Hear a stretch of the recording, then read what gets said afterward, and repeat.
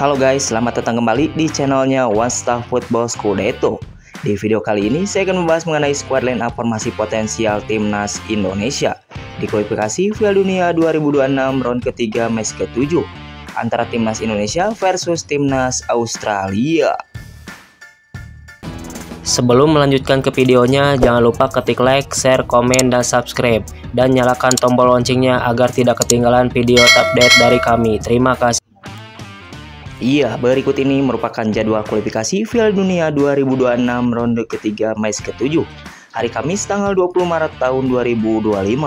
Akan ada pertandingan super big match antara timnas Australia versus timnas Indonesia yang akan tayang pada pukul 16.10 waktu Indonesia Barat, live di RCTI dan TV online, dan akan digelar di Stadion Sydney Football Stadium. Coba prediksikan berapa skor akhir yang didapat antara timnas Australia versus timnas Indonesia kali ini. Silahkan kasih komentar kalian di bawah. Iya, berikut ini merupakan prediksi starting line up timnas Indonesia untuk menghadapi timnas Australia dalam lanjutan kualifikasi Piala Dunia 2026. Pada formasi ini, Patrick Kluivert diprediksi akan menurunkan formasi terbaiknya, yaitu formasi 3-4-3. Oke, yang pertama di posisi penjaga gawang. Timnas Indonesia memiliki 3 opsi penjaga gawang, diantaranya yang pertama ada Nadeo Argawinata dari Borneo FC, yang kedua ada pemain baru yaitu Emil Audero dari Palermo FC, yang ketiga ada Martin Fas dari FC Dallas.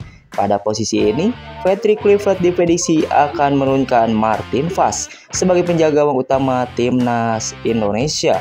Beralih ke posisi selanjutnya, yaitu posisi center back. Di posisi ini, timnas Indonesia akan menggunakan 3 center back saat melawan timnas Australia. Pada posisi ini, timnas Indonesia memiliki 6 opsi pemain back tengah, diantaranya yang pertama ada Jordi Amat dari Johor Darul Takjim, yang kedua ada Zai Idzes dari Venezia FC, yang ketiga ada Rizky Ridho dari Persija Jakarta, yang keempat ada Max Silgers dari FC20, yang kelima ada Justin Hubner dari Wolves U21, dan yang keenam ada Muhammad Ferrari dari Persija Jakarta. Pada posisi ini, Patrick Kluivert diprediksi akan menurunkan Rizky Ridho, Zai Idzes, dan Max Silger sebagai center back tengah utama timnas Indonesia. Beralih ke posisi selanjutnya, yaitu posisi wingback sebelah kiri. Di posisi ini, timnas Indonesia akan menggunakan pemain yang bisa transisi cepat ke depan ataupun ke belakang. Pada posisi ini, timnas Indonesia memiliki 4 opsi wingback sebelah kiri, diantaranya yang pertama ada nama Pratama Arhan dari Bangkok United, yang kedua ada Kelvin Verdong dari NEC Nijmegen, yang ketiga ada Saine Patinama dari Kasiepen, dan yang keempat ada Dance James dari Go Ahead Eagles. Pada posisi ini, Patrick Kluivert diprediksi akan menurunkan Kelvin Verdong sebagai wingback kiri utama timnas Indonesia. Beralih ke posisi selanjutnya, yaitu posisi wingback sebelah kanan.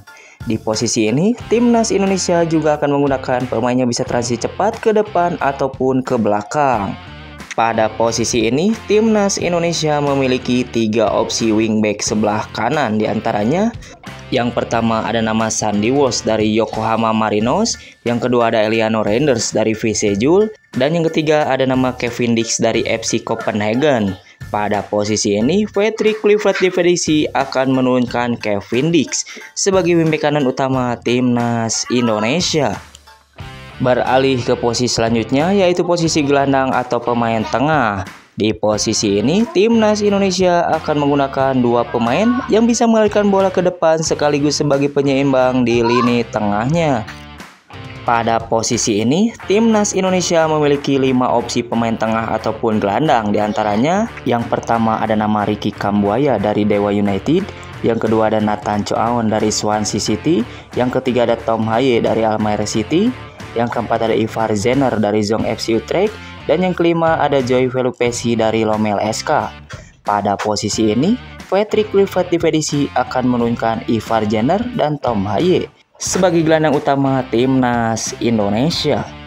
Beralih ke posisi selanjutnya, yaitu posisi winger sebelah kiri. Di posisi ini, timnas Indonesia akan menggunakan pemain yang kuat dalam penguasaan bola dan punya gerakan tanpa bola yang bagus.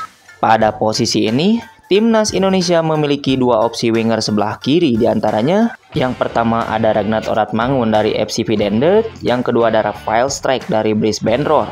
Pada posisi ini, Patrick Kluivert diprediksi akan menurunkan Rafael Strijk sebagai winger kiri utama Timnas Indonesia. Beralih ke posisi selanjutnya, yaitu posisi winger sebelah kanan. Di posisi ini, Timnas Indonesia juga akan menggunakan pemain yang kuat dalam penguasaan bola dan punya gerakan tanpa bola yang bagus. Pada posisi ini, Timnas Indonesia memiliki dua opsi winger sebelah kanan, diantaranya yang pertama ada Marcelino Ferdinand dari Oxford United, dan yang kedua ada nama Egy Maulana Fikri dari Dewa United.